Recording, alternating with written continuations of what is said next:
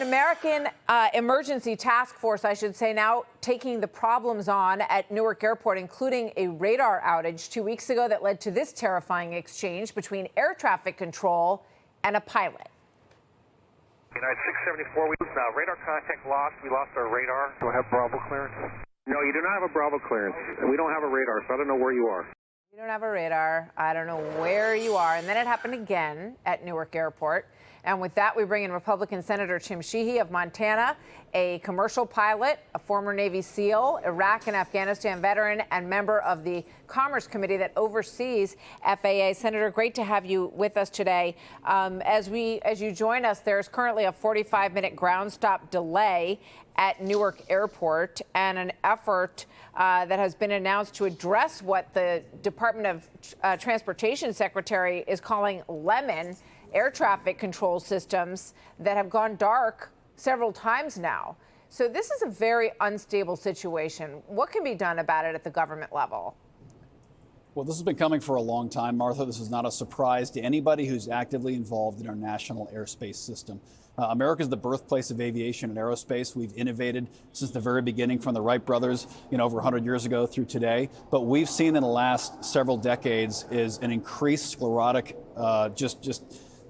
atrophy of our national airspace capability, from certifying new aircraft to creating new pilots and mechanics to air traffic controllers to our national airspace control system.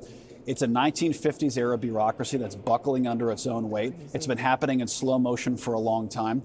And of course, during the Biden administration, we saw the FAA taking all the time they needed to eliminate the terms cockpit and unmanned and encourage all these different initiatives when we didn't have enough radars. Yeah, they had billions of dollars that were already allocated to upgrade all of these systems during the last administration.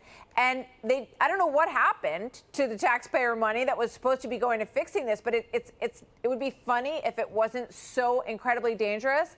And I really hope that we don't see a tragedy, but no one should be surprised if that's what happens. Here's Scott Kirby, the United Airlines CEO, this morning. Senator, listen to this.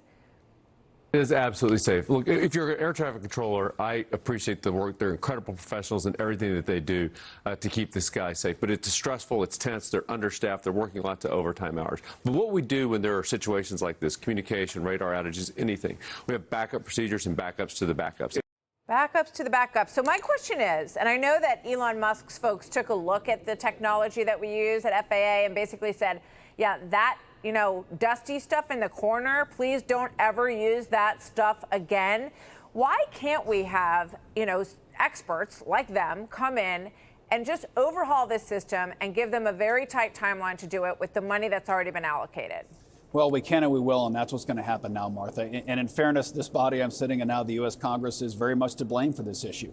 We have been unwilling to make the tough decisions about updating our national airspace system for years, and now it's coming back to bite us. And as you said, hopefully we don't have a tragedy. We just had a tragedy a few months ago, as you know, right here in D.C.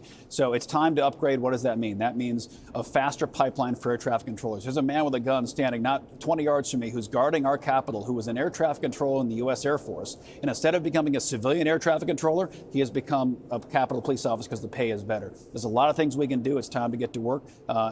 Frankly, some pretty easy fixes. Yeah, and I just feel that, the money that was allocated, someone needs to track down what happened to it and why the task that it was designated for still hasn't happened. It's really shocking. Senator Sheehy from Montana, thank you very much. Hey, Sean Hannity here. Hey, click here to subscribe to Fox News YouTube page and catch our hottest interviews and most compelling analysis. You will not get it anywhere else.